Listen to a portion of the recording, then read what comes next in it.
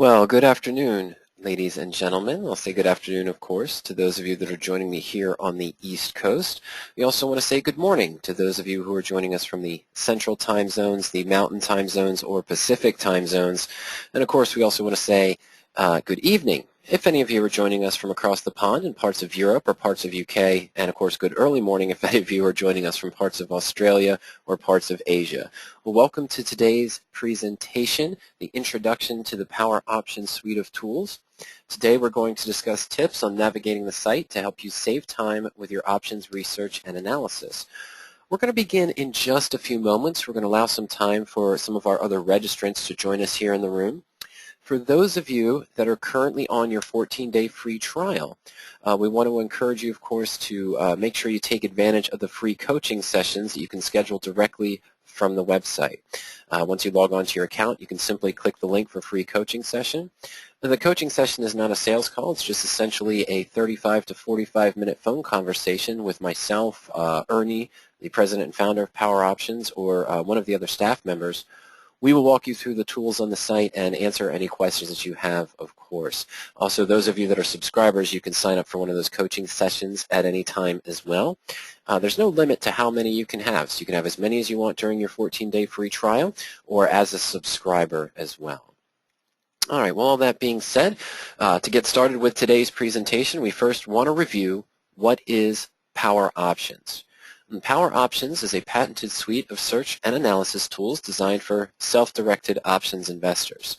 The tools will allow you to search across the universe of options in less than a second to identify only those positions in a given strategy that match your personal risk-reward tolerance. We do support over 23 of the commonly used strategies on PowerOptions. Once we've identified those positions, we can quickly compare the risk versus reward and do further research and analysis with just a few simple clicks. And of course, we do also offer a powerful set of portfolio tools that will help you paper trade, track your real positions, and then you can also manage and apply adjustments to those positions right from the various tools in the portfolio. Now, in addition to that, we do offer countless educational articles and help pages, archived webinars, and interactive flash tutorials to help you get more familiar with the tools on the site and the various option strategies. Now, Ernie Zarreno created PowerOptions over 17 years ago, but everyone here at PowerOptions, myself included, uses these tools to trade their personal accounts, so we have many more years of combined trading experience. Now, for those of you that don't know me, my name is Mike Chupka. I'm the Director of Education here at PowerOptions. I've had the great pleasure of working with Ernie Zarreno and the PowerOptions staff for about the past 11 years. I handle a lot of the coaching sessions, all of the webinars, and the various education on the site. I have co-authored 2 books on investing with Ernie, one on protective option strategies and one on naked puts. Now, I am versed in all strategies on the site. However, there are certain strategies I've never traded in my personal account, things such as naked calls, short straddles, short strangles, and iron butterflies. Those positions just don't match my personal risk-reward tolerance. However, if you do have questions about those later on, we'll be more than happy to show those and to share those with you. Okay, well, let's go ahead and move on now. We want to go ahead and navigate over to the PowerOptions suite of tools. Let's just make sure that that changes view. I also want to remind everyone, if you have questions at any time during the presentation, when you logged on to the webinar, the GoToWebinar, GoToMeeting platform should have appeared on your screen. Inside that platform is a question pod, so feel free to send us questions at any time during the presentation. I'll make sure I check that regularly to handle any questions that come up when we're working on a certain tool or reviewing a certain set of tools. All right, well, what we're looking at right here is the basic first page, the home page, of a 14-day free trial account. The PowerOptions tools are designed by a tab navigation system. The first 3 tabs, the Home tab, are My Portfolio tab, and the Signature Tools tab are always locked in place. From the Home tab, you can schedule one of those free coaching sessions. You can access a variety of educational articles, the flash tutorials, and archived webinars directly from the Learning Center. We have some educational products available in the store, and you can also follow along with our blog directly from the main Home tab.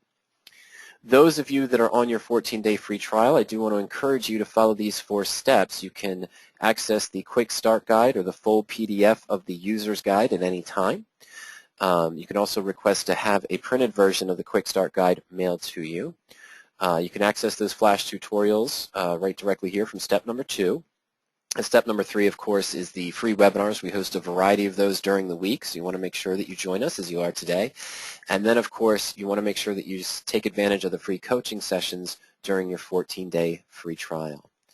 Now, those of you that are subscribers wouldn't see these 4 steps, but down below on the main home tab, we do have the various data pods for you to use. This is the first place I look when I log on to PowerOptions in the morning, about 9:35 after the market opens. Now, one of the first keys that I always look at is the Power Watch listing here. The listed stocks here are stocks that are in my actual account right now, or the stocks that I'm tracking, for example. You can create up to 3 different watch lists. So I just want to see what are the changes today on the stocks that I'm currently in, whether I'm in a spread position or whether I'm in a married put or a collar spread, for example. And if I see something that has a drastic change, for example, MTW, and I want to see if it's related to market conditions or something new about the security, we'll simply use the More Information button next to that symbol, and I can go to the company information and news and take a look at the charts very quickly, look at the option chain or the stock research tool as well. The market sentiment tool, this is something that we put up on PowerOptions about 8 months ago or so. This is a combination of 13 broad-based indicators on the market, and as we can see here, we have 3 of those 13 broad-based indicators are currently bearish, 10 are neutral, and none are bullish. Actually, in the past 2 days, we've seen a bearish warning, and of course today it went to neutral as of yesterday. But if I click on View Indicator Details, this is one of our signature tools that's available for you. And we can go through the different ranges of what's available for the 13 broad-based indicators to see which ones are bearish, which ones are bullish, which ones are neutral, and which ones are maybe right on the cusp of being bearish in the neutral zone. Now there's a video here. I'm not going to go through this too much today, but there's a video here that you might want to check out when you take a look at the market sentiment tool on your data pod. And this video will go through the basics of this particular tool and also how Ernie and I are using this tool to manage our personal accounts. So on Monday and Tuesday, when we saw the bearish warning here for the overall market sentiment on the stocks that we were long on, whether they be part of the radioactive positions or just covered calls, when we saw the bearish warning, that was a good time to potentially sell calls because it indicates there was going to be a pullback. If I was in a bear call spread, and I saw the bearish warning, well, I'd be tempted to hold that position even though I might be close to my roll point or within 1% of my short call price. So Ernie and I use this tool to help us with our trade entry and also with our trade management of existing positions. Other things that you can select in the data pod to get a quick overview of the market when you first log on. You have the market activity, which shows you the changes in the index and the volatility index. You can select things such as top stock gainers, earnings announced today. Other data pods you can select are ETF gainers and losers, stocks hitting the new 52-week high or 52-week low, top industry gainers and losers, and of course top stock losers as well. So you can get a brief market overview when you first log on by setting up those data pods based on what you prefer to see. Now, the second tab that's locked in place is the My Portfolio tab. We'll get into this later on in the presentation. This is where we manage our positions in the profit and loss portfolio. As we close and roll positions, we'll be able to view the profit and loss on our closed positions through the historical reports, through the analysis. There's also an allocation view, and you can set up an alert for any new position that you're tracking in the portfolio. And we'll talk about that later on in the presentation. Very briefly, the signature tools, this is to help you with further research and analysis, either by individual stock or by a particular strategy. Just a quick review, we already talked about the market sentiment tool. The volatility skew is a tool that will allow you to put in a stock symbol and you can see the skew or the volatility smile, whether you're looking at one expiration date for your given stock across multiple strikes, or if you just want to look across multiple months. That seems to be the more common use, where I'm saying, okay, Apple's at, let's say, 550, or I'm sorry, Apple's at 95 right now after the split and everything. But I could do a time skew and say, okay, well, show me the at-the-money strike, the 95 strike across all months, and will that give me a skew or a smile? Is the volatility further out in time higher or lower than the current volatility as well? The spread chain, for those of you that are doing bear call spreads and bull put credit spreads, we might take a look at this tool a little bit more in depth.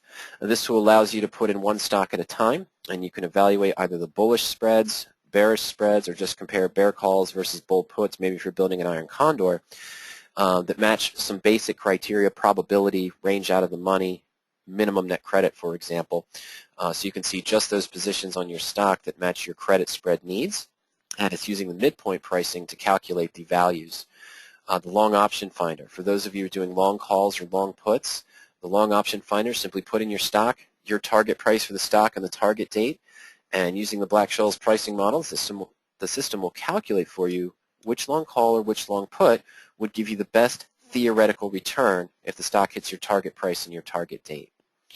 The stock repair tool, if you have a stock that's fallen in price, the stock repair tool may be able to build ratio call spreads for you to help you get back to break even faster. And then reverse of that, the stock insurance tool, if you have a stock that's up in price, the stock insurance tool will show you potential married puts or collars where you could lock in your potential profit, have a guaranteed return, and still potentially generate income on the upside using the collar form as well. Okay, now, after our 3 tabs that are locked in place, we see our strategy tabs that are available. And we do support over 23 different strategies, but I have about 7 strategies selected here. The main home view on each strategy, so if I click covered calls, we're taken to the covered calls homepage, but the main homepage will appear the same for each strategy. Over on the right, you'll have your basic profit and loss chart for this strategy. You'll have a brief overview pod with some few basic points for that strategy and a link to a more detailed help page. The tools pod gives you a brief description of each of the tools that are available for that particular strategy, but you can also quickly navigate to the tools that are available once you get familiar with them just by going to covered call, and then we could easily just go to the quick find, search, sample searches, and so forth. In each strategy, underneath the tools pod, you'll see a learning center. This will be a combination of either articles, white papers, or archived webinars to help you get more familiar with that particular strategy and also get more familiar with the tools on PowerOptions for implementing that strategy in your personal account. Now, the last tab that's always locked in place is the Other Strategies tab. When you log on to your trial account or you log on to your account, you don't see a strategy that you're looking to enter new trades on or use the search for, simply click the Other Strategies tab, and this will allow us to remove or alter the strategies we have selected and add new strategies from our available list over on the left-hand side. Now, before we go any further in today's presentation, I'm just going to launch one quick poll today. And what I'd like to know, for those of you in attendance, is what types of option strategies are you trading or researching right now? Are you mainly looking at covered calls and naked puts? Are you looking at the protective option strategies, married puts, collars, the radioactive trading techniques? Are you looking at vertical spreads and iron condors, bear call credits, bull put credits, debit spreads? Are you looking at long calls and long puts, buying options, speculating on a market movement, one direction or the other? Or are you currently doing the time spreads? And by time spreads, we mean calendar spreads, buying a call option that might be 2 months or 6 months out in time, and then selling near-term calls against it. Okay, so just let us know what types of option strategies. We've had the poll open for about 45 seconds. I'm going to leave it open for about a minute or so.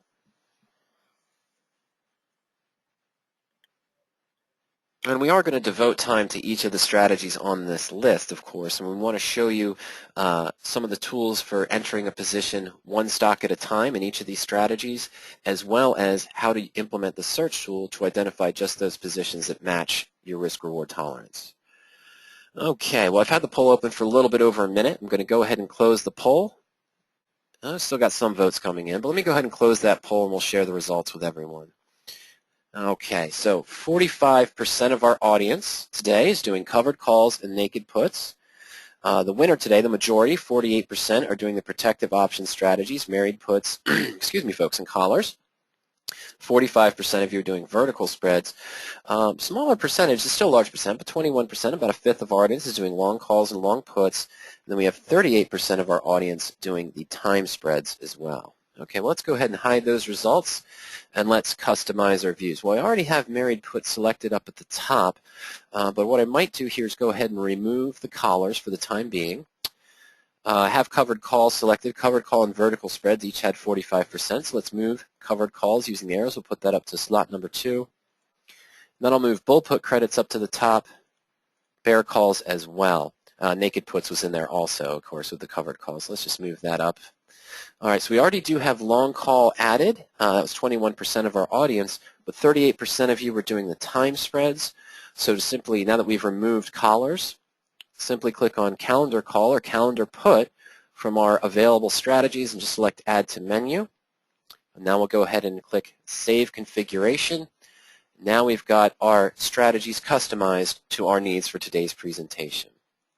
All right, let's just click on the married put tab. What we're going to do first is we're going to go through each strategies.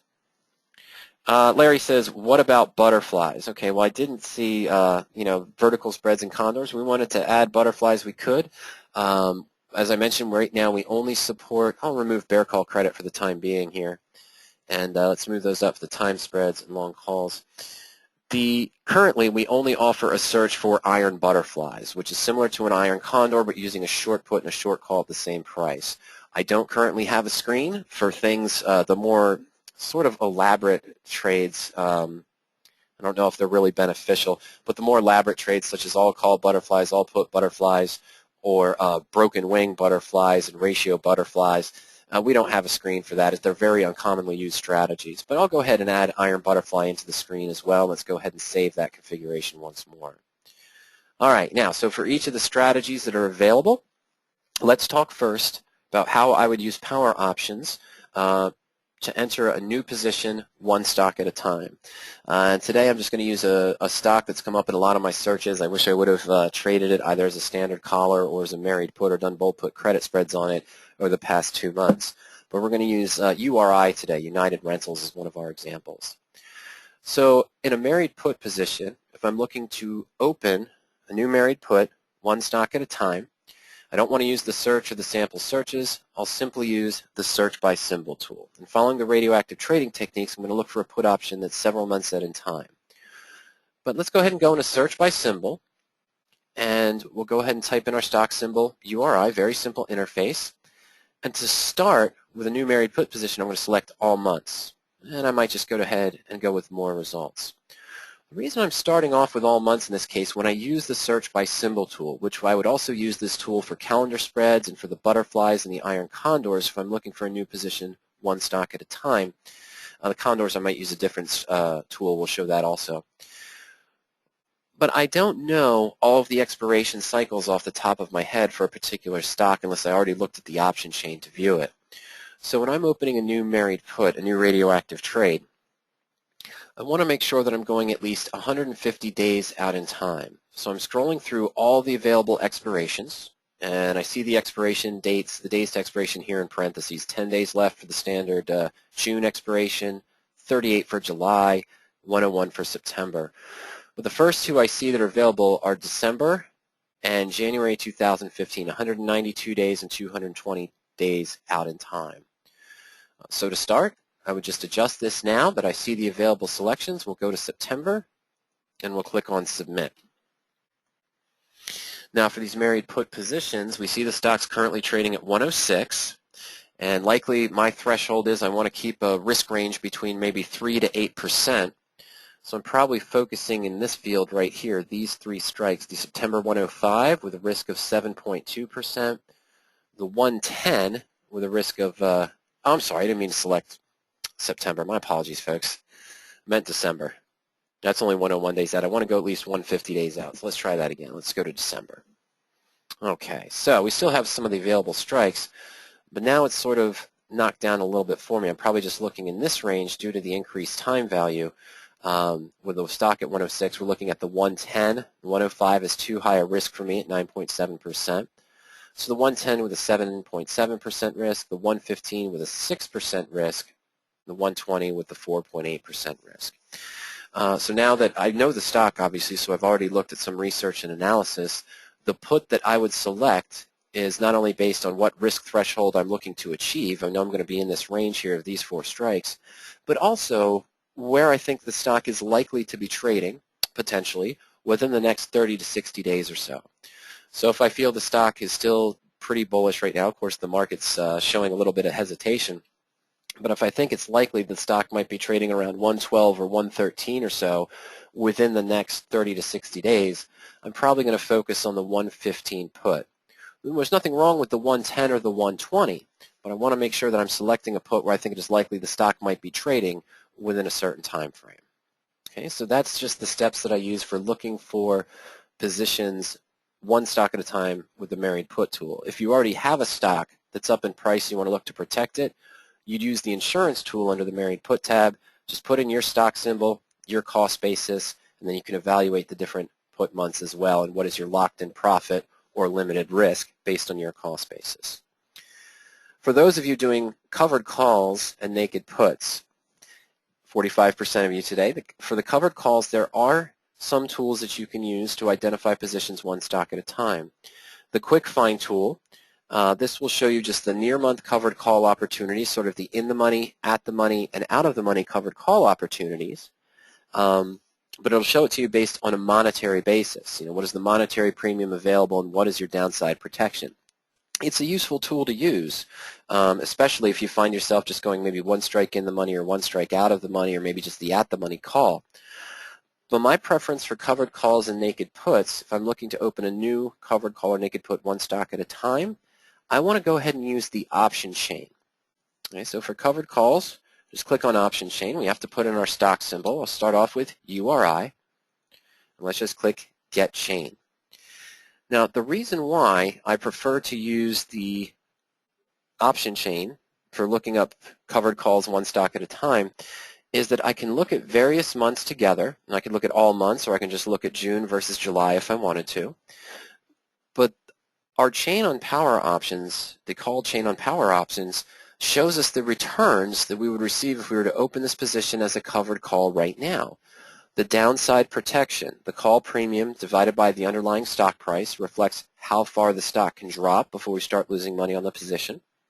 The percent if unchanged, if the stock stays at the same price between now and expiration, what would our return on our covered call be? And of course the percent if assigned, well, if the stock's trading above our strike price, what would our return be? With only 10 days left, I don't see a lot of good opportunities here, so let's go ahead and toggle now from June over to July. Okay, so I still might be focusing on sort of the at the money or out of the money covered calls based on my preference. Of course, those of you doing covered calls know that, well, if we go a little bit deeper in the money, the stock, remembers, at 106.50. So if I sold the 100 call for July, 38 days away, I've got a bid of 790 and an ask of 890, so we could probably put in a limit order of about 840. But on the natural bid price, we're looking at the 7.4% downside protection. So if the stock falls to 7.4%, we're still at break even. But because this is in the money and most of that $7.90 or so is intrinsic value, then we're only going to have a smaller percentage return of 1.4%. And of course, we can also select a view field such as the probability, the annualized percent if assigned over here on the far left as well. Now the at the money, of course, has a smaller premium, but here we're looking at a decent downside protection of 5% and a return of 3.8%.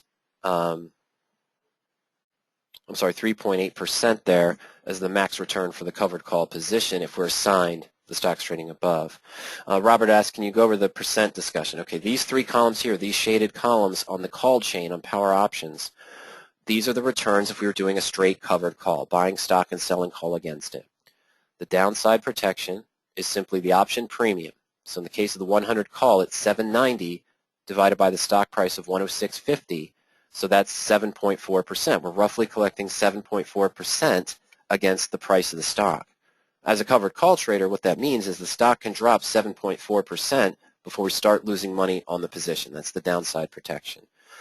Percent if unchanged is simply the return we would see if the stock's trading at the same price at expiration. So if URI stays at 106.50 and we sold the 100 call, we have a 1.4% yield, which in this case is the same as the percent if assigned. Why? Well, any in-the-money call opportunities will have the same percent if unchanged, percent if assigned, because the stock stays at the same price.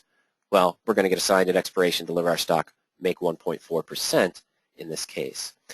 Now as we go to the out of the money, the 110 has a bid about $3 or so. The downside protection is 2.7%. As we go out of the money, we have a lower downside protection. The percent if unchanged is about 2.8%. And the percent return if assigned is 6.2%. So we have a much higher percent if assigned, but now we have a lower probability, only 38%, that we'd get assigned, the stock would be above 110, and we'd earn that 6.2%. So within each strategy, there's always a trade-off of what's conservative, what's moderate, and what's aggressive. A covered call investor would look at this as, well, the 100 strike. No, I'm sorry, folks. Let me just adjust this real quick. Okay, there we go. Sorry about that, folks. The 100 strike would be considered more conservative. You have a small downside or a small percent if assigned, 1.4%, and a higher downside protection. And then the out of the money would be considered more aggressive because we have a less percentage downside protection. We have a higher potential return, but at the same time we have a much lower probability that we'll see that return at expiration. And then of course the moderate one would always be the at the money. For the naked put, again, it'd be a similar principle. I'd want to use the option chain in this case. Let's say we're looking to sell out of the money puts on URI. So we'll go into naked put and we'll select option chain. Okay, now here on the put chain I've selected a few less columns. When I'm looking at it selling a naked put, for example, I may think that URI is bullish. I want to sell an out of the money put, collect the premium. If the stock does fall, well, the stock might be put to me, but I would only trade a naked put on a stock I'd like to own over time. I never want to sell a naked put just because there's high premium, because that could end up getting me in trouble.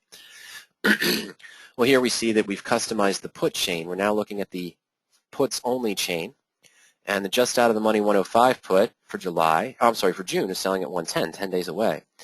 So what I'm focused on here is not downside protection and percent if assigned. We're focused on the percent naked yield, the annualized naked yield, and of course the time value in the range in or out of the money, and then of course the probability is selected later on as well. And scroll over to the right and we can see the theoretical probability above for each individual put option. So the chain allows me to customize the view. To customize the view, we simply click the Choose Columns button here over on the right-hand side. We can also do this in the search tools when we get into that field. And as we're looking here, we can just simply select what data columns we wish to view. We can look at everything from option high to option low, all of the Greeks there, of course, annualized return, annualized naked yield, which we selected when we're comparing different months. We want to make sure that we're seeing that. Black-Scholes ratios to evaluate overvalued or undervalued options and so forth. So you can use that Choose Columns button now to customize your data view when you're analyzing covered call opportunities one stock at a time, or naked put opportunities one stock at a time as well. All right, for the credit spreads, bull put credit spreads, bear call credit spreads, even iron condors, potentially even iron butterflies, you can use the search by symbol tool. Okay, and that'll show you the available credit spreads, the potential return probability. You can also customize that view as well, similar to what we saw before in the married put search by symbol tool.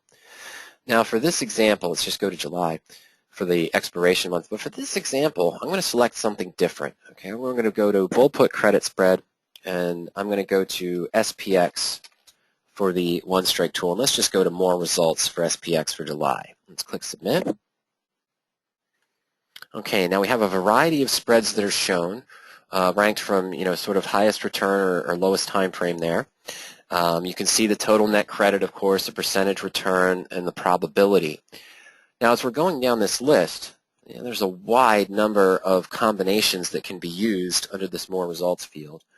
Well, the first thing that stands out to me is if I'm looking to do a credit spread or an iron condor, the first trades that are shown, probabilities in the 56, 62% range, 64.5% range for a bull put credit spread.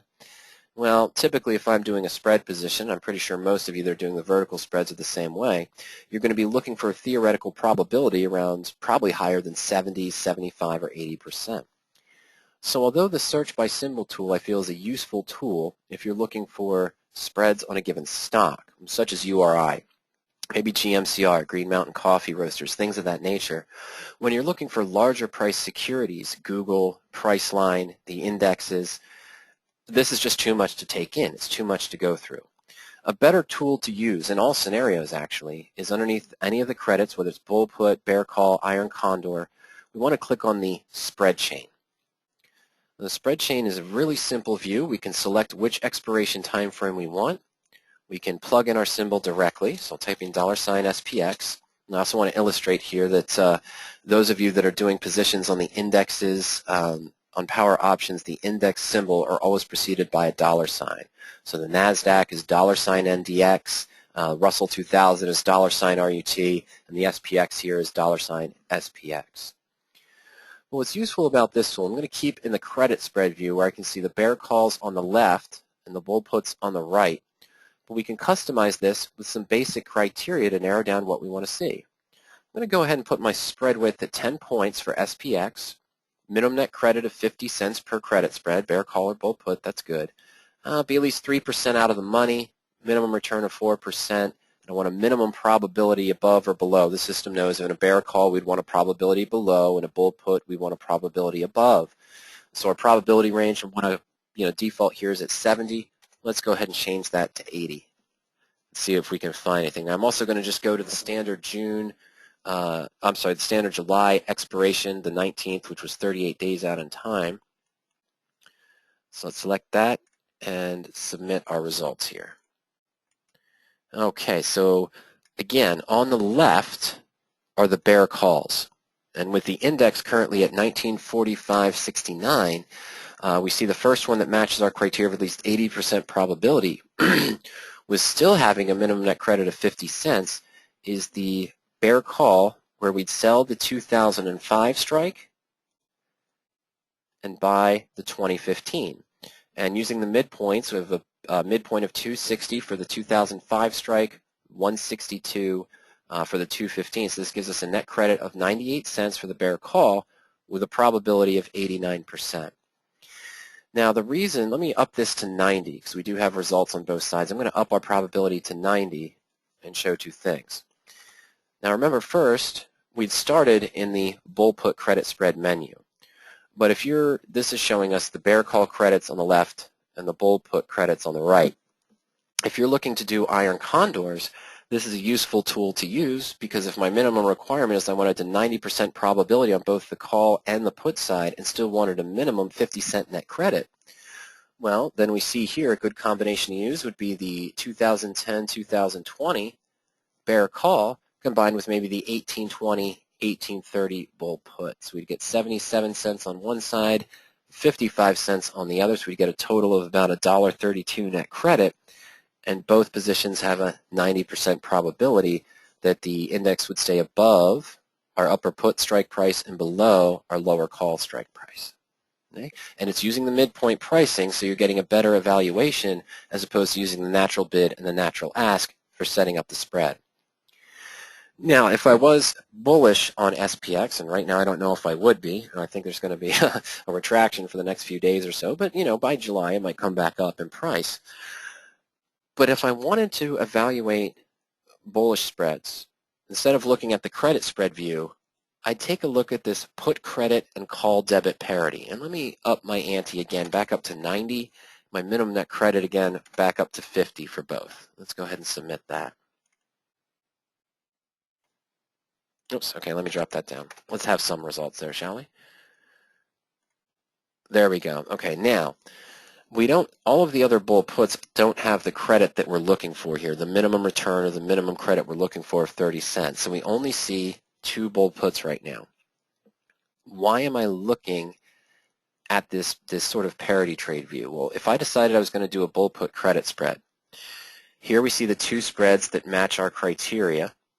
We could sell the 1830 put and buy the 1825, or sell the 1800 and buy the 1795. Let's stick with the 1830, 1820. Oh, that's why I'm doing 5-point spreads instead of 10. I want to change that to 10. Sorry, folks. Let's see if I can get this back to 50. Okay, similar situation, but it's the 1830, 1820, and 1800, 790, but now we're back in that 50-cent credit view. Okay, now, why did I select the debit spread? Or the parity view? the bull call debit is a parity trade to the bull put credit. Again, so we'd sell one put here and buy one put, receive a credit. If the stock stays above our put strike price, both puts expire worthless, we keep the premium. In a bull call debit, I'd sell a slightly in-the-money call and buy a deeper in-the-money call, and I'd pay a debit. And if the stock stays above the call strike prices as I'm expecting, I can close out the spread, get the 10 points from the difference in strike prices, and my return is the net debit, or the difference in strike prices minus the net debit, well, at expiration. So why am I looking at this parity view? The reason why is because if I liked this spread here that has a 5.8% return of 55-cent net credit, I always want to compare it to the parity trade. Now in this case, the net debit for selling the 1830 call and buying the 1820, the net debit's 970. So that means I'm only going to get 30 cents profit, the best case scenario, the max return at expiration if the stock stays above 1830. I should say the index stays above 1830. So this is only a 3.1% return. So in this case, I'm absolutely going to go with the bull put credit spread. However, if we go to the secondary view, the 1800-1790, which is a higher probability, net credit of 53 cents, a return of 5.6%. The debit spread has a midpoint debit of 945, which means we get 55 cents if we closed at expiration, the 10 points back minus the 945. So this is a slightly higher return of 5.8%. So in this case, I might consider going with the bull call debit spread above the bull put credit. You always want to analyze your parity view when you're doing the spreads to make sure you're getting the best return. A lot of times, let's use another stock here. Go ahead and do GMCR, and I'm going to lower my expectations. Let's put this down to 5 strikes. We'll keep 50 cents. We'll put our probability down to 75. Let's go ahead and run that for GMCR. Yeah, okay, in this case the bull put is much higher. Usually we see a lot more results here. Let's go to the weeklies. Let's go to June 27th. There we go. Okay, that's much better. So now we have multiple spreads in June that are 5-point spreads, 50-cent net credit, leaves 75% probability. And, well, in this case, the bull puts, I guess it's because of the fear in the market, now the volatility is increasing over the past few days, but the bull puts are all outweighing the bull call debit. So in this case, I'd be much more inclined to stick with the credit spreads at the higher premium. But depending on market conditions, you may see a switch where sometimes the debit spreads are going to give you a much higher yield. Okay, so moving on now. For calendar spreads, we're not going to spend too much time on that. We use the search by symbol tool for that, same as we saw before. We could type in your stock symbol, the URI for example, select the near month to be July, full expiration, and then of course I could select January 2015. And once we hit the results, we'll be able to see the different time spreads, both diagonal and horizontal spreads, and we can analyze those further. So the stock at 107, we might buy a 92.5 January call or the 97.5 January call, and we can compare the risk versus reward, the total debit versus the total return, and of course the strike price we're selling against it. And of course, if your stock that you're researching offers weekly options, you'd be able to select, as we saw before from the other drop-down, the different June or July weekly series against maybe just an August or a September call as well. So you can customize that based on what expiration dates are available for your given security. The iron butterfly, I'd use the search by symbol tool as well. For the long call, those of you doing long calls and long puts, if I'm looking to buy a call or a put one stock at a time, I'm going to want to use the long option finder. And the reason why is that if you're looking at a particular stock or index to buy a call or buy a put against, you've already done some research, so you likely have a projection of where the stock might be trading in the next 30 to 60 days. I might think the stock's going to be up 5% or 10%. So let's take our URI example, the long option finder. Let's see, URI was at 106.50, so let's say we did think the stock was going to go up to about 113 in the next 30 days or so, so at or around July 4th, or July 10th.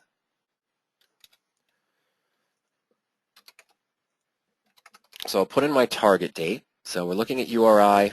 Our target price is 113, and we think it'll be there around July 10th. Let's say we wanted to invest $1,500 into long calls or long puts. After I enter that information, let's go ahead and click Submit.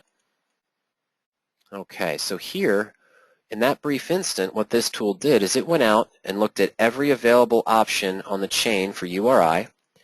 It grabbed the current price of the option and then used the Black-Scholes pricing model to calculate what this option would theoretically be worth if the stock did hit our target price on our target date, and now it organized that by the highest percentage return. So here we see the July series and the September series.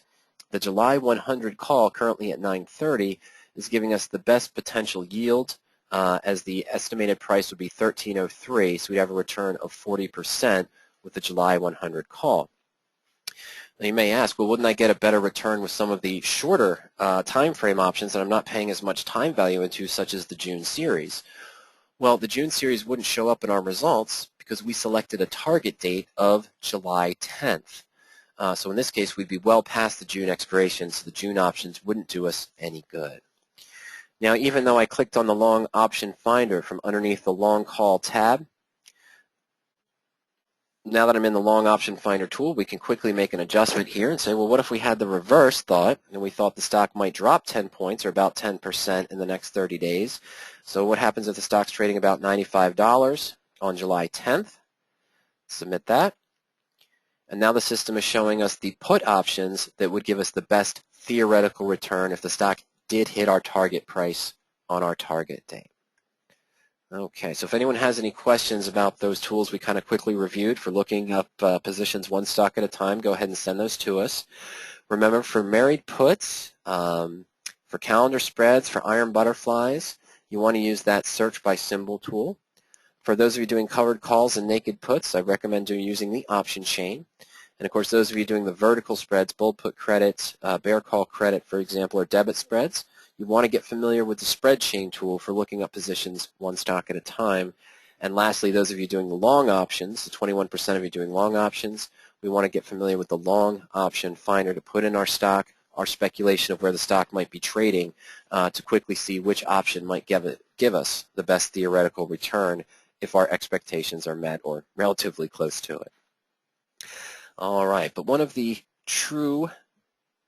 strongest features on PowerOptions, of course, is the patented search functions for all strategies. So to start, we'll just go back to married put. Now, in every strategy, we do offer sample searches. These are themed searches that you can use as a stepping stone to create your own personal search. For those of you doing married puts, I recommend just going straight into the search and using the radioactive trading default criteria as your starting point to adjust your positions. I don't think I'm on that. Oh, I am. Okay. Now, anytime you click directly on the search for a given strategy, you're going to see a list of trades that match the default criteria, or one of our default criteria that are listed below the search results. Now, I don't want to feel that I have to trade the first one that's listed. First off, I'm going to use the More Information button before I do anything, and I'm going to take a look at the stock chart. I'm going to review the company information, the news, the last earnings events to make sure that this is a stock that I want to invest in, and I may do further research in the stock or the option as well. All right, one second here. Frank says he lost the audio. Is it just him? Is everyone still able to hear me okay? Okay, Frank says audio is back. All right, does anyone else, if you can chime in, just let me know if you had a little audio break there or not. Okay, so when we're in the main search, the first thing I want to do once I access the search is I'm going to scroll down below the list of trades and take a look at the parameter field. For every strategy, you'll have an options section where you can customize the search based on about 35 to 40 different option criteria, everything from maybe percent return in a spread or a covered call strategy, liquidity, option volume, open interest, implied volatility as well, premium, bid and ask spread, bid and ask price, and so forth. So you can really narrow it down to just those options you want to see. You'll also be able to screen by various stock technicals, things such as beta, average stock volume, volatility, more advanced things such as the Bollinger Bands, simple moving averages, MACD even, you can narrow that down. And then, of course, the basic stock fundamentals, about 20 to 30 criteria here, just basic stock price, earnings per share growth, PE ratio, PEG ratio, market cap, and so forth. Okay. In every strategy, and I highly recommend this for those of you doing the covered calls or the credit spreads, You can also tell the system to just screen for positions that do or do not have an earnings between now and expiration. So for a credit spread or for a covered call, I'm typically going to check the box here to just look for positions that don't have an earnings between now and expiration. And you can also customize it for ex-dividend date if you want to see some companies that have an ex-dividend date between now or not between now and expiration. Now, although we have all these quick links here where you can navigate through the tabs to see the various strategies, when I first open a search, the first thing I'll do is scroll over to the right here when I open up scroll down to the parameter field, and I want to take a look at what's called the active filters. These are the current active filters that are being used for my default screen. So following the radioactive trading techniques, we're looking for put option expirations for all months between 150 and 900 days. Max risk has to be between 3.5% to 9%. I don't want to go more than 20% of the money. I'm not going to go into detail. This is described in that full work, the blueprint here, and we'll get to the other strategies in just a moment. And then we have other things such as the average stock volume, historical volatility, stocks in an uptrend, and the stock price between $9 and $200. Now, every time during a webinar or I'm on the phone in a coaching session for a customer that's interested in adjusting the radioactive trading screen here, the first thing I tell them is you're probably just going to adjust two factors to start off with. Number one is your risk. Okay, now we're using a default risk of 3.5% to 9%. Your risk threshold might be very different. You might only want to see positions that have a risk between 3.5% to 7% or 7.5%, depending on your risk threshold. So we'll simply make that adjustment into the field. Also, I don't know your account size. I know mine personally. The default here, the stock price between $9 and $200. In general, because of my account size, when I'm doing a covered call, a collar spread, or a married put, I'm not looking at stocks that are greater than $70 or $75 per share. So I can use this magnifying glass here to edit the filter and click on that. It'll take me right to that stock price filter under the fundamentals. Now let's change this to my preference of $75. Now I want you to notice here that as you make changes to a default screen, or if you cleared the settings and you're putting in criteria from scratch, when you've made an adjustment but have yet to submit the screen, you'll see that your criteria that you adjusted will be highlighted in red text. Okay, so that tells me that I have active filters or filters that I've changed but have yet to submit. All right, so let's go ahead and do that. Let's submit our search, and this will narrow down our results. So now down below we see that we're looking at the top 20 results of 24 total positions. So this is a nice manageable list that I can use for identifying positions whenever I'm creating a new search from scratch. And we'll do that in the covered calls menu in just a moment, and to see the functionality of how I'd create a search from scratch. For married puts, I don't want to create one from scratch because I want you to get familiar with using the default radioactive screens. You know, we've been using those Kurt's been using those for about 10, 12 years, and I've been using them for 5.5 with some subtle adjustments. So that's a great place to start off with, is using that default search there. However, when you're creating a search, you want to have a nice manageable list of maybe less than 40 results or less than 35 results. Because as I mentioned, now that I have my results, I am going to go through that process of using the More Information button to look at the stock chart and the company information, and to further research and analyze the stock or the options, or the stock and the option, I should say. If at any time I'm going through that process and I don't like the stock chart for Bank of America for this particular strategy, or didn't like the recent earnings or something in the news, then I'm just done researching those positions. I don't have to worry about those anymore. And I'll just move to the next one. I'll look at Eris, which is a married put I entered about 2 weeks ago, a week and a half.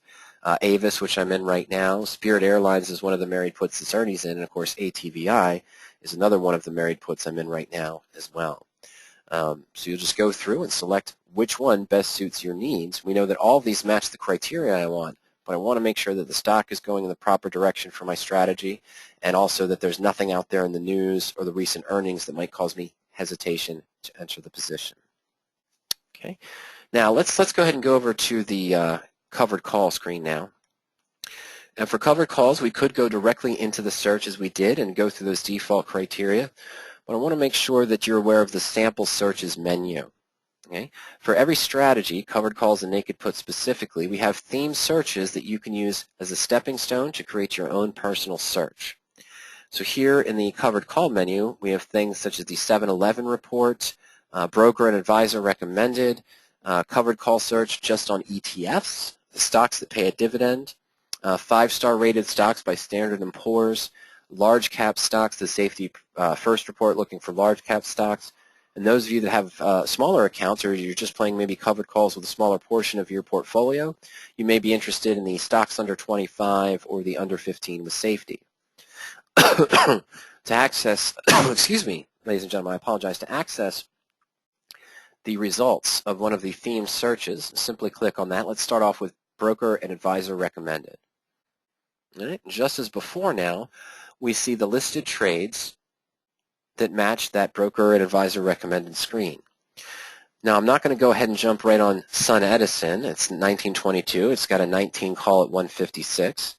What I wanted to do is scroll down as we did before, and I want to review what criteria are being used for this particular screen. Okay, so for covered calls, we have subtly different criteria than we saw in the married put. Why? Because, well, the married put has an unlimited upside profit potential, so we don't have a calculated percent return. We have a calculated max risk and percentage max risk. But here with the covered calls, we're looking at more of the important criteria on this default search. The downside protection we talked about before. We're only looking for positions that have a downside protection of greater than 3%. If we happen to be assigned at expiration, we need a minimum percent if assigned of 2%. We're also looking for a minimum bid price of 85 cents. We're limiting our results by specifically selecting a stock list of just the Standard & Poor's 5-star rated stocks. You can change that. We have other company lists, or you can create your own personal list if you have a grouping of just 20 to 50 stocks that you track on a regular basis. For the technicals, we want the broker recommendation to be less than 2.6 and the stock price to be above the 50-day moving average. And again, under fundamentals, we're looking for stocks between $9 and $100. Okay, so now that I see the defaults, I might make some subtle changes. I might have a requirement that I want to make at least close to 3% return if assigned rather than 2. So we'll just navigate there. I'll change my percent if assigned to 3%. And then, of course, earlier we talked about my stock price range. We're looking for a default of 9 to 100. Let's go ahead and edit that. I'm going to take it down to $9 to $75 per share under the Fundamentals tab. And at the same time, I didn't see it selected in my active filters, but because this is a covered call, and if I was doing a bull put or a bear call, I'd do the same thing. I want to make sure I don't have earnings between now and expiration. I don't want to take the chance of opening a new covered call and then hoping, using a stop order, that I can just get closed out. If earnings come up and the stock drops 20%, I don't want to get stuck with that realized 17% or 18% loss, because it's going to take me 10 to 12 trades maybe to get back to break even in that scenario. Okay, so let's go ahead and after we've done that now, let's submit our search again. And this again, Sun Edison is still there, that's good, but this is a nice manageable list of only 14 total results. And as before, as I mentioned, we further research and analyze the position. I'd want to make sure to start off with the first one. I'd want to make sure that it's the stock chart is going in a trend that I'm comfortable with for a covered call trade over the next 38 days. I want to make sure there's nothing in the news, recent headlines, or the last earnings events that would cause me hesitation to enter the position. What am I talking about in relation to the news? Anything in regards to, let's say, a pending patent lawsuit, a boardroom scandal. Or sometimes with the oil companies, you may see information that a field that they recently purchased, the government of the field they recently purchased is trying to limit their exposure or limit their drilling rights in a certain range. That might be something that would cause you hesitation for that position. You can see all of the information we have for the stock and the option, all of the data in the stock research tool, the option research tool, and then we can compare other positions looking at the search by symbol tool, or for covered calls, I link to the option chain. Once I did my research on Sun Edison here, I see that I do have 2 covered calls that matched our criteria, the July 19 and, of course, the July 18. But now that I looked at the chart, and I'm sorry, the July 20 is there as well. So these would probably be one of the 3. But after I looked at the chart, and maybe now I'm more bullish on Sun Edison, or I saw something in the news that I might think may have a larger gain, and I want to see what the yield or the premium is on the 21 strike, using the more information button, I'd link to the option chain to look at the different strikes for July, or maybe even go backwards to June, or see if there's weekly series availables here for that particular position. Okay, now, in any strategy, you also want to feel comfortable. It can be intimidating at times when you see the amount of criteria that's available in the options field or the technicals field, But if you're interested in trading covered calls or you're looking at bull put credit spreads, you already have a list of criteria that you can use to create a very basic search. Okay, what do I mean by that? Well, if I'm looking to trade new covered calls, I know what am I doing? I'm buying stock and I'm selling a call against it. I probably have a minimum requirement where I might want at least a 4 or 5% downside protection. Well, still looking for that 3% return if assigned. Based on your account size, of course, you know the stock price you're going to be able to afford or what you're going to look for in that range. You also know, based on your commissions and on average how many shares or contracts you trade in a covered call, what minimum option premium you'd like to see. And this is also a neutral to bullish strategy. So I know right away I'm probably going to look for stocks that are in an uptrend, maybe have shown good earnings, and I'm going to try to avoid, with the income strategies that we're talking about, I'm going to try to avoid stocks that have an earnings date between now and expiration. Now, I just mentioned about 6 or 7 criteria there. Is that enough to create a reasonable search? Let's find out. I'm going to go ahead and click Clear Filters. So in any search, it'll be the same format. If you went into bull put credit spread, you'd see the results. You scroll down below, evaluate the active filters, make changes, or you could just hit Clear Filters, and we could create a search from scratch. Okay, so when I know when I'm doing covered calls, I also know I'm going shorter time frame. I could look at just standard July expiration, or if I wanted to look at a time frame, anything between 15 and 45 days out in time, we just select all months and put in a field of 15 to 45 days. Of course, as you saw from that drop-down menu, if you're doing weeklies, whether in spreads or whether in covered calls, you could just look at all weeklies, or you could limit down your time frame to, let's say, 2 days to 12 days or so forth. So we must see those positions that maybe expire even this Friday or those that expire next week. But I'm going to keep with my original. Sorry there. Let's go. Actually, yeah, let's go 10 to 45 days out in time. I'm not going to worry about anything right now, such as implied volatility or overvalued or undervalued. I'll talk about that in just a moment. My downside protection, let's say we want at least a 5% downside protection and a minimum return of at least 3%. If you know that in general you're looking to trade in the money covered calls, or you have a specific range out of the money you'd want to see for spreads, we would just put that range in the show in the money or show out of the money range. I'm not going to worry about that right now. I'm going to keep it basic. An option bid price. Well, let's say I wanted to make sure that maybe I do 200 or 300 shares at a time. I know my commission fees may be about $15 or so to enter a buy right or a covered call.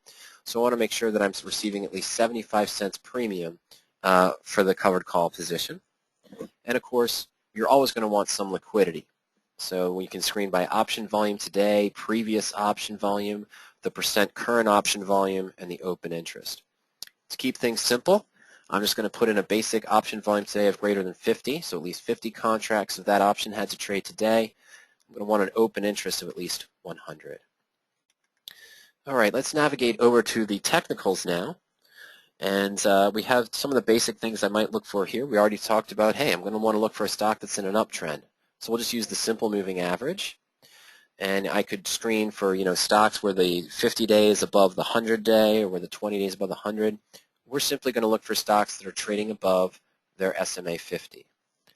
Now, some other basic fields I would put in here, and it's the same criteria I would use probably for a bull put credit spread or for a naked put, because they're all neutral to bullish positions. Well, I want to make sure that I'm looking for stocks that have a regular trading volume. Okay, the average stock volume here is measured in thousands. And if you're not sure what a criteria means at any time, just hover over it here in the parameter field, and you'll get a pop-up definition. This field is actually measured in thousands. So if I only want to see stocks that trade at least 750,000 shares per day, I'll go ahead and plug that in. So liquidity on the stock and liquidity on the options. And I want stocks trading in an uptrend. I'm not going to look at anything else right now. The beta I'm not going to look at, RSI, those are there if you want to use them. You could get more involved by using Bollinger Bands or the MACD. We're just going to keep it basic for the time being. Let's go to fundamentals. We know our stock price range is pretty obvious. Let's just say that's 5 to 75. We'll stay with that. We know that we want to avoid earnings between now and expiration. So we'll check the box for not between now and expiration. And of course, if I only wanted to use mid to large cap stocks, I want to avoid small cap stocks, for example, Well, let's go ahead, and we see here that the ranges here, mid-cap is considered 2 billion or higher, and this is measured in millions, so I want to put a market cap field in of greater than 2,000. Other things I prefer to use sometimes when I'm looking at neutral to bullish positions is the earnings per share growth, or PE ratio. The earnings per share growth, of course, the earnings of last year compared to this year. So I may only want to see securities that have grown at least 5% in earnings from last year to this year. And a PE ratio, maybe I want something within a tighter range, maybe 0 to 50 for the price to earnings ratio as well. And again, if we went into list, we could tell the system to scan specifically against a sector or industry, or I could choose to exclude a sector or industry. And then, of course, in the stock list field, if we just wanted to screen against stocks in the Dow 30 Industrials, the IBD 50, NASDAQ 100, S&P 100, and so forth, we could select that. Or you could exclude a list. If I want to exclude indexes and ETFs, for example, we could select that as well. If I wanted to remove the counter market ETFs, we could choose to remove those also. And at any time, you can also create your own personal list. But let's just review what we did. We simply put in a time frame that we wanted to see for our options screen. We put in our requirements for downside protection and return. If I was in a bull put or bear call credit spread, we might have put in a 5% return or a 10% return. I want a minimum option bid price of 75 cents. Option volume today, we want to see some liquidity and open interest. Stock price, I want to see a stock in an uptrend. So we're looking for stocks above the 50-day moving average. I want a good average stock volume, 750,000 shares per day. My stock price is dictated to me by my account size. We're avoiding earnings. I did put in the market cap field and then the earnings per share growth and the PE ratio as well. So it's about 8 or 10 criteria that we used, but are they really that advanced? Well, they're fairly basic. They're the common things that we'd look for when doing a covered call position. Let's go ahead and submit that with just that basic view. Wow, how about that? So we've narrowed down our total results across all close to 4,500 optionable stocks, indexes, and ETFs, and probably roughly over 350,000 or so available call options.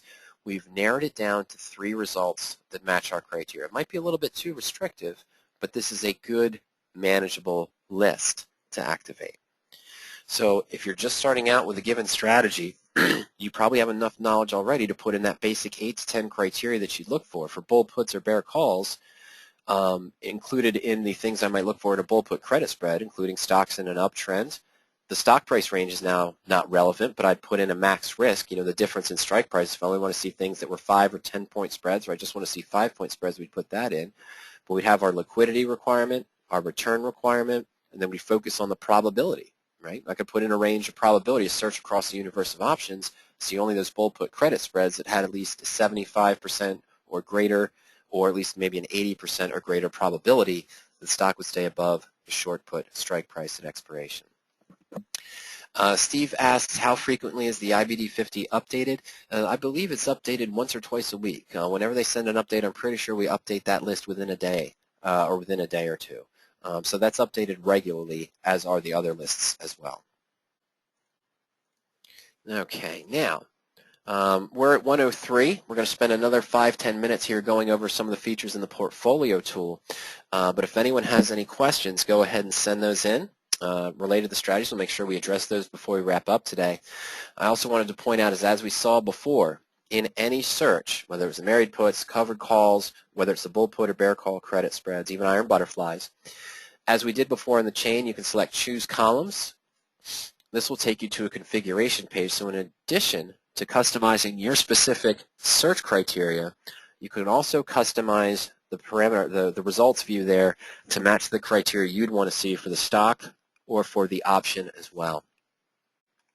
Okay, so you can customize that at any time, and it will always remember which selections that you saved until you make that change, of course. In addition to that, one other thing here, after you've put in your criteria, well, let me start over, folks, I'm sorry. Whether you started off with one of the default searches, the sample searches, and you made adjustments, or you created a screen from scratch, once you have the desired results and you're comfortable with your search, simply click Save. And it'll prompt you to enter a search name, and we'll call this Webinar Covered Call for June. Today is the 10th or the 11th? Today is the 11th, I'm sorry, it's June 11th. And then we could put a basic description in there as well. So we'll put covered calls, 15 to 45 days, bullish criteria. Let's keep it simple here. We could put in other information. Let's just do that. Now I want to click the text link for save this search. Looks like it's going to rerun the search for us. But now, every time, if I log off now and I come back to PowerOptions tomorrow, if I go to covered call and I go to search, it will remember the last saved search, whether one of the default PowerOptions screens or one of my saved searches here. And we can pull that up at any time or toggle back to the other ones. Okay? All right, we just have some questions come in. Don asks, is this webinar archived? I am recording this presentation. If we post it later this afternoon, it might actually be posted tomorrow morning. But at any time, when you're on your PowerOptions account, you can go to Learning Center, and from the Learning Center menu, click Webinars. This will take you to our webinars page. Okay, no webinars are scheduled right now. Our next webinar for PowerOptions is going to be 4:30 p.m. on Friday afternoon. That's the open discussion, open forum presentation. But this here, powerup.com/webinars.asp, this is actually a public page. You can access it at any time. Let's go ahead and send that to you in the chat link there. Okay, and yeah, so you have a variety of different screens here. You can the PowerOptions tools. There's an intro to PowerOptions broad overview, an intro to the search tool, and so forth. Introduction to portfolio tools. If you want to get more, delve deeper into the portfolio tools, go ahead and check that out. We'll review a little bit of it today, some of the functions, but if you want to look at more information, go there. And I think we had another gentleman ask a question while I'm here, as Carl. If I'm looking at backtest results using a list, do the results use the current symbols in the list or the symbols that were in the list at the day of the backtest? I'll check on that for you. I think it's using the list on the day of the search. So if I went back and looked at April 2010, ran a search, I think the list that's there for the S&P 100 or S&P 5-star should be the list on that day. Okay, another question that came in. Let's see here. I'm sorry, it was from Frank. Frank asked, can this be piggybacked onto the broker so we can enter our trades right from here, or do we have to enter into their platform? Right now, let's go back to the search screen. Oh, okay, I'm sorry. When we do post, let me finish up the thought with Don. When we do post today's webinar, it'll be posted in this section here, okay, under the PowerOptions tools. There's also a column for strategies, category for strategies, parity trades, covered call, naked put, vertical spreads, and so forth. So you have multiple categories for different option strategies and techniques there that are available. All right, so let me go back a couple of views here. I want us to go back to our search, okay? And related to Frank's question, right now we do have a broker link set up. So you can set up the broker link through the My Account underneath the main Home tab. But right now our broker link is only going through Options Express. We always look to expand that with other brokers. We stay in different conversations with other brokers as well. If you have a contact at your brokerage you'd like us to get in touch with to see if we can implement that there as well for that broker, send that contact link to us and we'll see if we can get a discussion going about adding your broker into the More Info menu to enter new trades.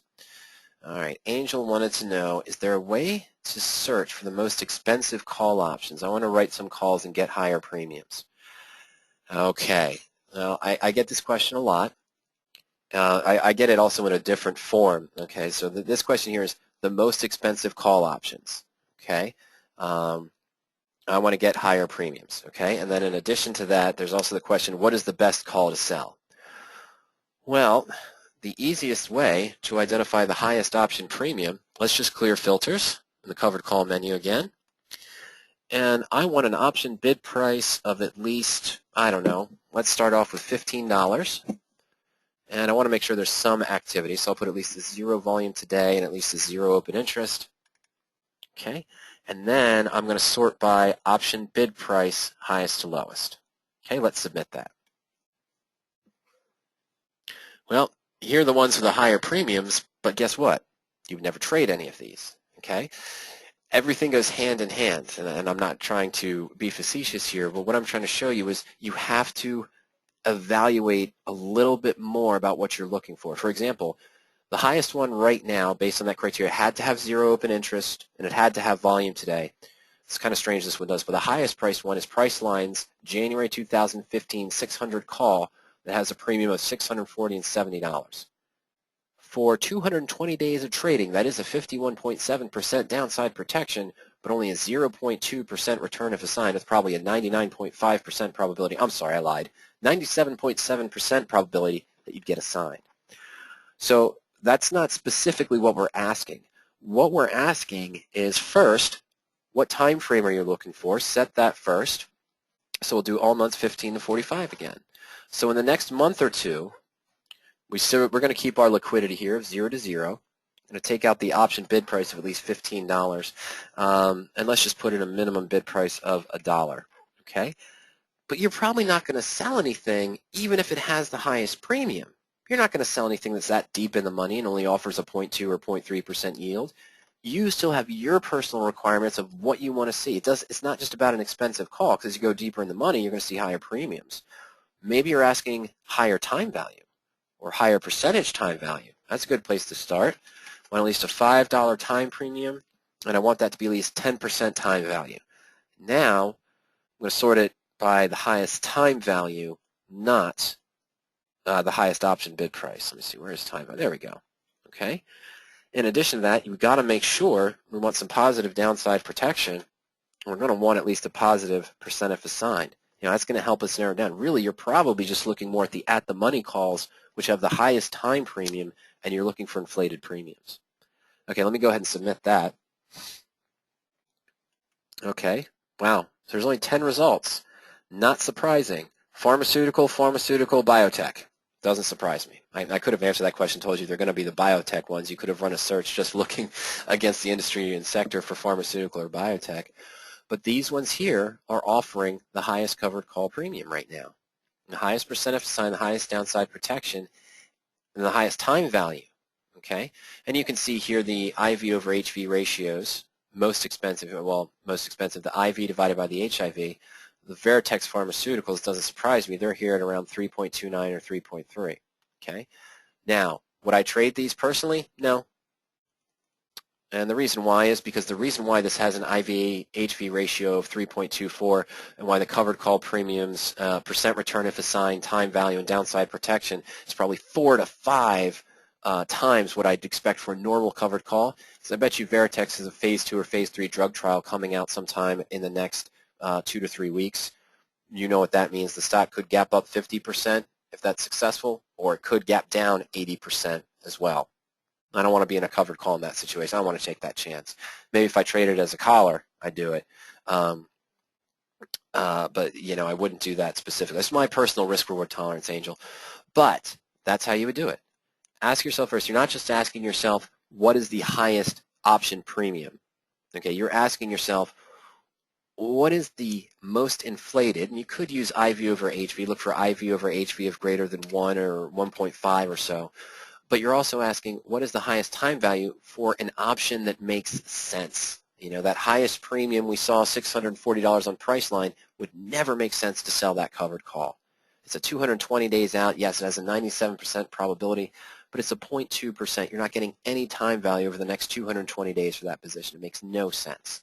Okay, so it's the combination of what price do you want to see, get some liquidity in there, what time value do you want, but make sure also it makes sense for not only the time frame you're looking for, but also the minimum percent return if assigned requirements and the minimum downside protection as well. While we're on this quick, we may have to, we're about 15 minutes past, we may have to skip over the portfolio today, and I'll answer Robert's question, which will go in conjunction with that. A lot of times let me go back to our original screen. You see here I do have this field selected for IV over HV. Investors use this as well as the Black-Scholes ratio to analyze if the option is overvalued or undervalued. I'm going to go back to my base criteria that we created today for June 11th. Let's run that search. Now, remember what we did in my screen. I put in a covered call search where I wanted to see stocks in an uptrend, mid to large cap, had the minimum return if assigned, and downside protection I wanted in my specific time frame, and I wanted stocks that also had that good earnings per share growth and the good PE ratio, and I was avoiding earnings between now and expiration. Here are the covered calls that matched my criteria. All of them match the minimum percent return if assigned and my minimum downside protection, and yes, I do further research and analysis to make sure those are positions I wanted to enter. But this comes up occasionally. Notice all of my covered calls from my list have an IV over HV ratio of less than 1, the implied volatility of the option divided by the 50-day historical volatility for the stock. Now, this tells us that the historical volatility of the stock is higher than the IV of the options. So the market considers these to be undervalued options. Across the entire universe of options, these are the only 4 covered calls that match my return requirements, my downside protection, and my stock and other option criteria. If I looked at the stock chart and the company information for SunPower and I decided this is a bullish stock, it's in a good field, it's in a good position, and there's no, I apologize, there's nothing there in the news that would cause me hesitation to enter the position. It does match my goals for a 30 to 45 day trade for return, my minimum premium, and of course my downside protection. Do I really care what the market thinks, that it's overvalued or undervalued? No. I don't need to sit and wait on this position to see the IVHV changes so I can get a little bit more bang for the buck. If right now this is the stock I like, has the criteria I want, has the return and the downside protection I want for any covered call I'd enter, I'm not going to be overly concerned if the market thinks it's overvalued or undervalued because it matches my needs, not the market speculation or anticipation. Okay. All right. Sorry, Robert's question. Can you go back to the webinar screen? Okay, yeah. At any time, Robert, when you're on your PowerOptions account, on the main home tab, go to Learning Center. From the Learning Center menu, right halfway through is Webinars. Okay, and then over here you have our available categories, PowerOptions tools, option strategies, and so forth. And I sent you that link as well, powerop.com/webinars.asp.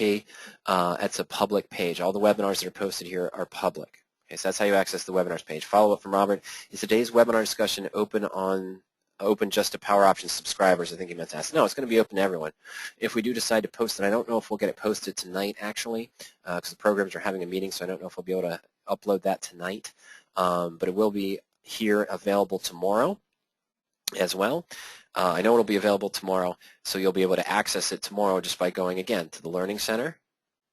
From underneath the main home tab, click on Webinars, and there you'll see the archive webinars available. In addition to that, probably in the next 20 minutes or so, the link for the webinar Friday at 4:30 p.m., our Power Options Radioactive Trading Open Forum Q&A session will be posted there. Every Friday at 4:30 we host that presentation. I don't have any planned material. What we typically do is we just handle questions as they come in from our attendees, use the PowerOptions tools to illustrate the concepts and our answers. And of course, if no questions come in, we'll review some of the available tools as well. All right, well, I apologize there. We had some last-minute questions come in, which is absolutely fantastic. Frank, yes, that's open to everyone. All the webinars, the Wednesday webinar where we host the introduction to PowerOptions, the PowerOptions strategies, or the Friday 4:30 p.m. presentation is open to everyone.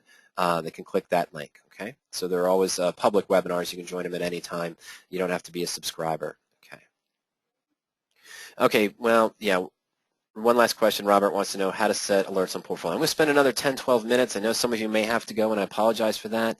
Later on, for those of you that may have to leave right now, when you come back to the PowerOptions webinars page, excuse me, folks, go into the tools section. There is a full presentation there on the PowerOptions portfolio tools, so you'll want to check that out. But let me go now to my portfolio here, and when we're tracking our open positions, we track them in the profit and loss portfolio. So once I've set up a portfolio, we go to profit and loss portfolios. Here's our basic positions. Now, as I'm tracking, I'm going to show this real quick, and then I'll get to Robert's question. You see I have one covered call here on FANG. We put in one long call on URI, bull put credit spread as well, just an example, and a bear call spread on RUT, which is now kind of being threatened as well. But as I'm tracking these positions in the portfolio, so we have this long call here real quick. Back on May 19th, paper trade of buying the September 95 call in URI for $8.60. This is when the stock's around $96.60. The call is currently trading at $12.90. So now that the stock has moved up or my position's showing some profit, I may liquidate it or I may look to do other things. Well, anytime you're tracking any position in the PowerOptions portfolio, you can use the More Information button as we saw earlier. I can go to the position actions menu in the portfolio. This is where I could roll the position if I wanted to, or it expires, or it got assigned. If I want to add a option leg to it to create, let's say, a calendar spread or so forth, we could do that here. But in any position, you can link to the position analysis view. This gives you a breakdown of your current position. You'll see your current percent liquidation return if you close the position right now versus your future expiration value. And then down below you may see some potential rollout opportunities that will help you maybe maximize profit or lower the risk or lower the exposure on your position as well. And then anytime we're tracking a position here, we evaluate the rollout opportunities. I can use the More Information button next to the selected rollout opportunities to go to Simulate Trade. And this will give us a side-by-side comparison of my current position versus what my new position would look like if I applied this adjustment. Now, here, let's go through an example with Diamondback, with FANG. Kind of a cute name, cute symbol there for the stock. Diamondback Energy, F-A-N-G, FANG. 519 paper trade, bought stock at 71.15. And we sold the June 70 call for 340. Well, now the stock's currently trading up at 82.80. So if I wanted to stay in this position, it got away from us. If I want to stay in this position, I have to consider rolling the call. And we see here we have this alerts column highlighted in red. Now what does that mean? Anytime you enter a new position into the portfolio, so for the long call here, I could just click on View under Alerts. But let's go ahead and do that with FANG. Click on View, and this takes us to the Alerts page. So here we set an alert. We want it to be notified if the upper limit of the stock goes above $74.90. We'll set 82.80, so this alert was triggered. At the same time, though, we also put a lower end. If the stock dropped below 68%, we want it to be notified. If our option price decreased by 80%, so if I sold it at $1 and I could buy it back now for 20 cents, the 80-20 rule. You can set other alerts for the ask time value limit, days remaining to expiration, if you want to be notified if you're in 3 to 5 days to expiration. Down below, you could put an alert for the total increase or decrease for the position. I'm sorry, I put an alert here to be notified if the stock drops, if it happens that the stock's now below the 50-day moving average. Okay, so when I ran this covered call, I likely put in that same filter to look for stocks that are above the 50-day moving average. So if that trend changes, I want to be notified. And in most of my positions here, I'll also select to be notified if I'm within 5 days to earnings, or maybe 3 to 5 days to the ex-dividend date as well. So if I'm in a married put position and I've sold a call against it, essentially to create a collar on a stock that I'm looking to hold long term and I've got protection on it, but the call is near at the money, I'd want to be notified if I'm within 3 days to the ex-dividend date, because I might want to roll or adjust that call if I wanted to avoid early assignment as well. So once you set those alerts on any one position, just click Save Alerts. That'll take you back to your profit and loss portfolio. And again, here you can see which alerts are triggered. This one here for the bull put credit spread on URI, we did the 90 and 85 and the stock's at 96. It's at 107 now. So the position was originally open for a paper trade, of course. The position was originally open for a return premium of $550 for 10 contracts, 55 cents, but $550 for 10 contracts. And right now we could liquidate the position, pay 15 cents for the short put, and maybe have to pay 5 cents for the long put. But we could theoretically liquidate right now and make 72.7% of what we expected to make 10 days early. So you may want to consider closing that position. Now that alert was triggered, but notice it has a green background. So when I set that specific alert where the option decreased by 80%, the short option decreased by 80% in value, I set that to be a green notification because that's a profitable one. And we noticed the other two on that covered call, the stock had moved well above our short call strike price. I set that as a red one because, or a red alert in a sense, lack of a better term, because I know that that's going to want me to take action faster if I want to stay in the position and I have to look quickly to roll the call. Okay, so going back to that, I'm sorry, let's go back to that. Now FANG is up in price. If I want to know what I can do now to potentially manage the position, what are some ideas to manage it? Again, I go to Position Actions next to my covered call trade and Position Analysis. Again, this gives us a breakdown of our current position. We see our covered call risk-reward profile. Currently made 1.9% after 23 days, and If we hold it to expiration 10 days away and the stock stays above our strike price, we'll make the full 3.3%. So 1.9 in liquidation right now, the potential 3.3% in the next 10 days. And we see here we have potential that we could roll up to, let's say, the July 80 call. We could buy back our 70 call for $13.60, sell the July 80 call for $4.60. This would put us at a total debit of $5.60 for our call, but now that we might get assigned at 80, we have a 4.2% if assigned. Okay, now, real quick, that being said, there's a webinar on this regarding rolling, but I just want to point this out real quick. If my covered call criteria is that when I look for a new position, or whether it's a spread or anything else, if my goal is to make 2.5% or more per month, percent if assigned, if I have a potential return of 3.3% in 10 days if the stock stays above 70, and we could roll right now to this first call for only 4.2% return, this isn't a roll that I'm interested in. That only increases my return by 0.9%. That's not matching my monthly goals. So don't roll for the sake of rolling. Make sure the adjustment matches your trading plan and what you're looking to accomplish. The 5.4%, well, yeah, that gets me up to 2.1% yield for an addition, rolling out from June, 10 days away, to an additional 28 days. So that might be closer to it, but it still has to match my expectation of the stock. In this case, it may be worth it to do nothing. Let the position be assigned, make my 3.3 that I expected, and then look for a new position following June expiration, or maybe get back into that at a later date with a later covered call position. If the rolling doesn't match your returns, don't feel forced to roll for the sake of rolling. Maybe it's best to just take your return and move on to the next position, or reinvest in it later on. Okay, but back in that webinars page underneath the option strategies, there is a presentation there on rolling options or rolling for the sake of rolling as well. Okay, so that's just briefly on the portfolio. Remember, you can go back into the webinars page and view the full presentation on the portfolio tools later on. All right, why do we feel you need power options? Well, I feel that's, to me, self-explanatory for what we covered today. You've got the patented search in over 23 different strategies. You can not only customize the search criteria, but also the screen views. You have various tools to compare the various strategies, view positions one stock at a time in a given strategy. We didn't get to spend as much time as we wanted today on the portfolio, but you can see how they're very powerful, not only to help you evaluate where your position stands right now, but to evaluate those rollout opportunities where we do all the math for you, and then you can link to that simulate trade feature to see side-by-side comparisons before you make a decision.